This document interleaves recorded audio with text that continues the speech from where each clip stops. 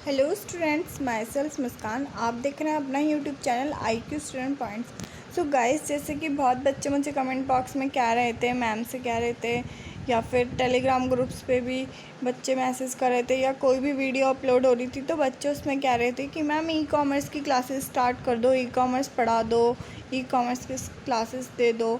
मैंने इसलिए स्टार्ट नहीं की क्योंकि अब टाइम बहुत कम बचा था। अगर हम स्टार्ट कर भी देते तो हमारा वो पूरा कवर अप नहीं हो पाता, क्योंकि रेगुलर वाले बच्चों के तो एग्ज़ाम भी हो चुके हैं ई-कॉमर्स के, और जो SL वाले बच्चे हैं उनका भी एडमिट कार्ड आ जाएगा और सबसे उनका फ़र्स्ट एग्ज़ाम ई-कॉमर्स का ही है। तो इसलिए जो रेगुलर वालों का एग्ज़ाम हुआ था, मैंने सोचा मैं आपको वो दिखा देती हूँ क्वेश्चन पेपर, कि कैसा क्वेश्चन पेपर आया था, कौन कौन से क्वेश्चन आया था, जिससे कि आपको ना हिंट मिल जाएगा कि किस टाइप से क्वेश्चन आते हैं। और ई-कॉमर्स में कुछ ज़्यादा टफ़ क्वेश्चन नहीं आते हैं, जहाँ तक मुझे पता है, जहाँ तक मैं जानती हूँ कि ई-कॉमर्स सबसे इजी सब्जेक्ट है। बस ये है कि उसमें थोड़ा लिखना पड़ता है, आपको उस चीज़ की समझ होनी चाहिए, उसके पॉइंट्स पता होने चाहिए, तो आप उसके बारे में कितना भी लिख सकते हो। अब ई-कॉमर्स का मतलब ऑनलाइन बिज़नेस, इतना तो आप सबको पता ही है कि ई-कॉमर्स का मतलब ऑनलाइन बिज़नेस होता है। तो बस थोड़ा बहुत इसका पढ़ने की ज़रूरत है।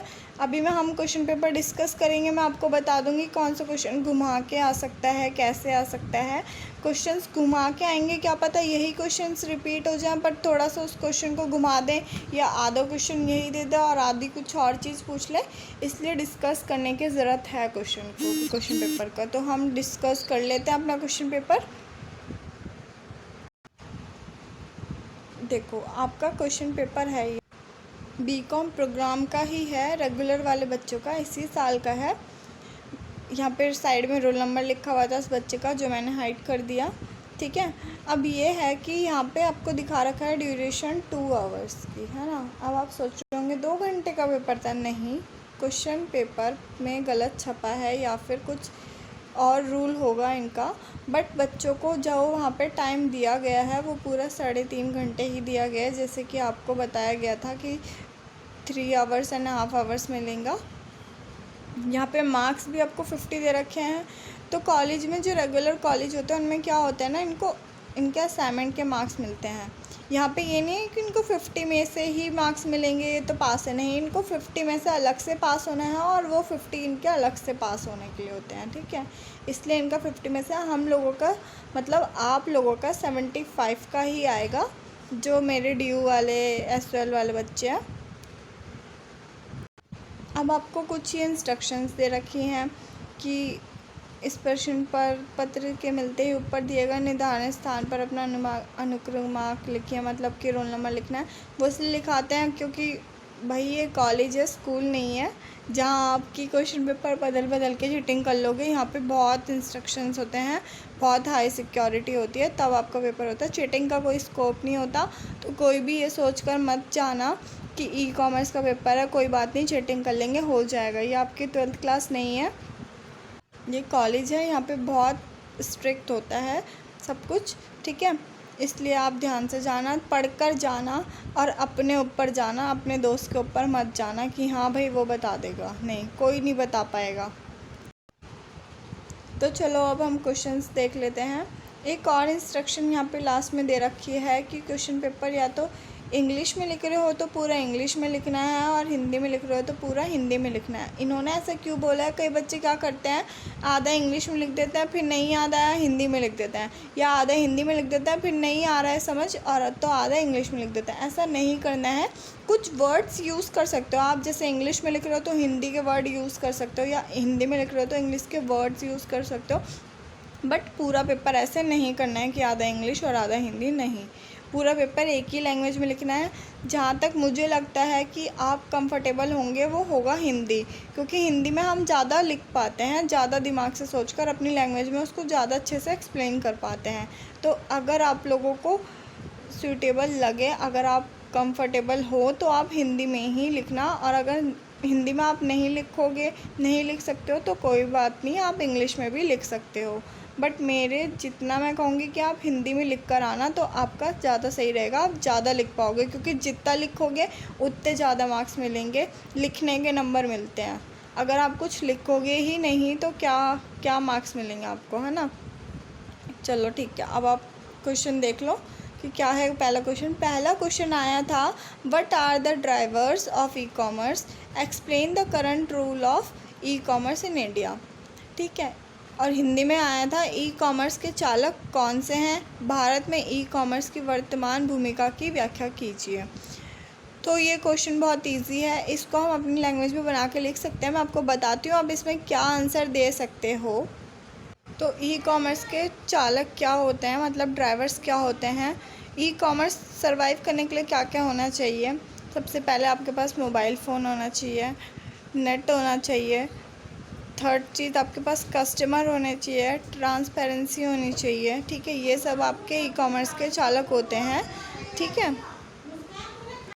अब आप इसके बारे में लिख सकते हो, इसको एक्सप्लेन कर सकते हो। और भारत में ई कॉमर्स की वर्तमान भूमिका की व्याख्या कीजिए, explain the current role of e commerce in India. ये आप बता सकते हो कि आजकल ई कॉमर्स कितना बढ़ गया भारत में। हर कोई चाहता है कि हम ऑनलाइन कुछ वर्क कर लें, ऑनलाइन अर्निंग कर लें, जिससे कि हम अपने घर के काम भी कर सकें और साथ साथ में अर्निंग भी कर सकें, है ना। तो इससे रिलेटेड आप लिख सकते हो।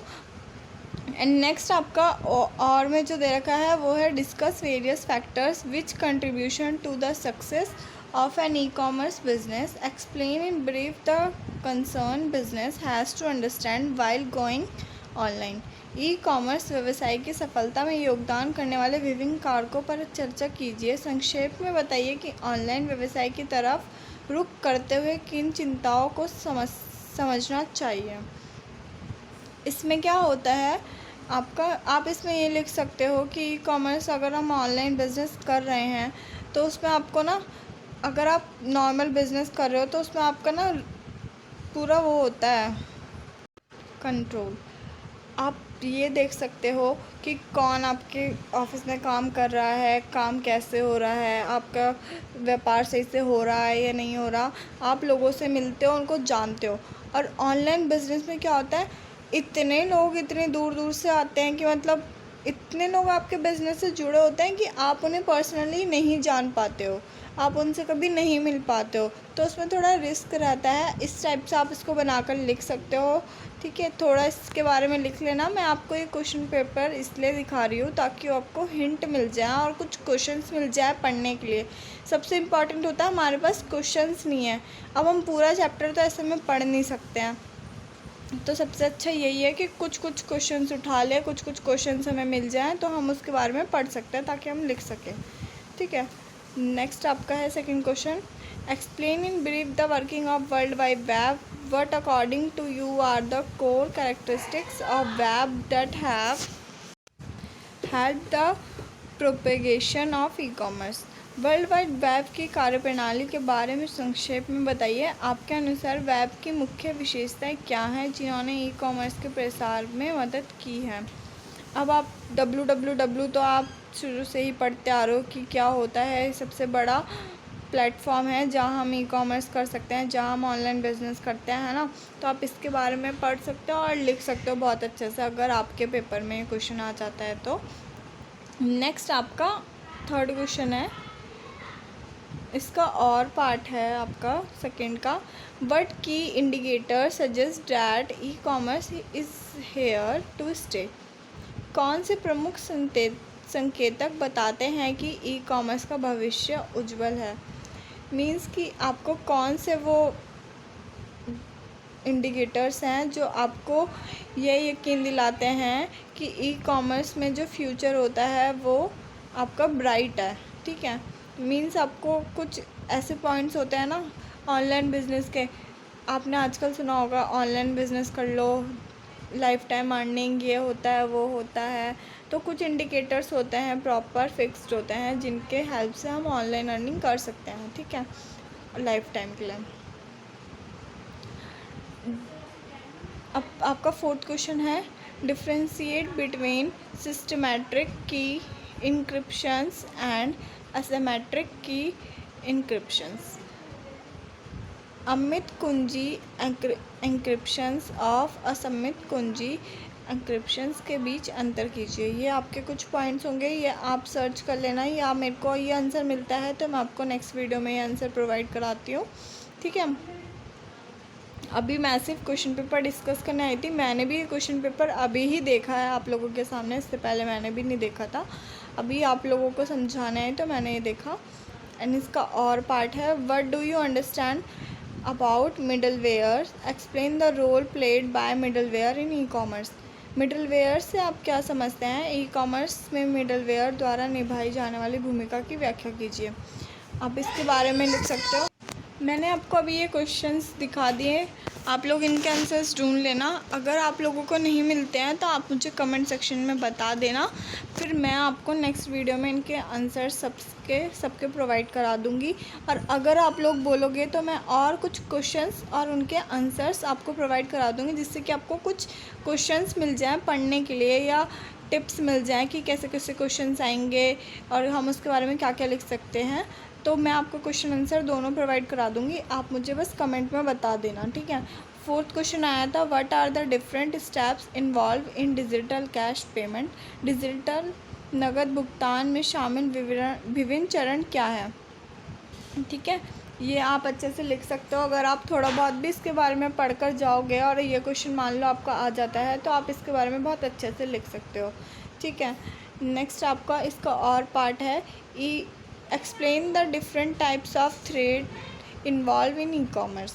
ई भुगतान में शामिल विभिन्न प्रकार के खतरों की व्याख्या कीजिए, ठीक है। इसमें भी ये भी आप बहुत अच्छे से, ये तो आप बिना पढ़े भी लिख सकते हो कि ई कॉमर्स में क्या क्या खतरे का शामिल होते हैं, रिस्क होता है, आप लोगों से मिल नहीं सकते हो। और इन्वेस्टिंग से पहले सबसे पहले जो रिस्क होता है, सबसे पहले जो लोगों का इशू होता है वो होता है ट्रस्ट। सबसे बड़ा इशू आपका ट्रस्ट का ही होता है, सबसे बड़ा जो रिस्क होता है। सबसे पहले आपको ट्रस्ट बिठाना होगा, तब आप जाके इन्वेस्टिंग कर सकते हो। कभी कभार ऐसा होता है, कुछ फेक साइट्स भी होती हैं जहाँ पे आप इन्वेस्टमेंट कर सकते हो और आपकी जो मनी होती है वो वेस्ट हो जाती है। तो ये सब आप लिख सकते हो, अच्छे से इसको एक्सप्लेन कर सकते हो। देन आपका फिफ्थ क्वेश्चन आता है, right short note on any two. कोई टू पे शॉर्ट नोट लिखना है।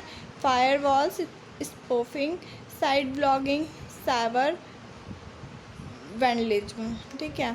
तो इसके बारे में आप थोड़ा गूगल में ढूंढ लेना या बुक्स में ढूंढ लेना, आपको आंसर मिलता है तो आप मुझे बता देना। अगर आपको कोई भी आंसर नहीं मिलेगा तो आप मुझे कमेंट सेक्शन में बोल देना कि मैम ये आंसर मुझे नहीं मिला है, आप ये प्रोवाइड करा दो, तो मैं आपको पूरा प्रॉपर वीडियो में ये इनके आंसर्स आपको दे दूँगी एंड आपको एक्सप्लेन भी कर दूँगी। एंड अगर आप लोग मुझे बोलोगे कि मैम आप और भी हमें क्वेश्चंस प्रोवाइड करा दो और उनके आंसर्स हमें प्रोवाइड करा दो, जिससे कि हम थोड़ा पेपर में लिख सकें, हमें थोड़ी हिंट मिल जाए कि कैसे कैसे आंसर लिखने हैं, कैसे कैसे क्वेश्चंस आते हैं, तो मैं आपको वो भी प्रोवाइड करा दूँगी। आप मुझे कमेंट सेक्शन में बता देना, ठीक है बच्चों। And thank you for watching this, best of luck.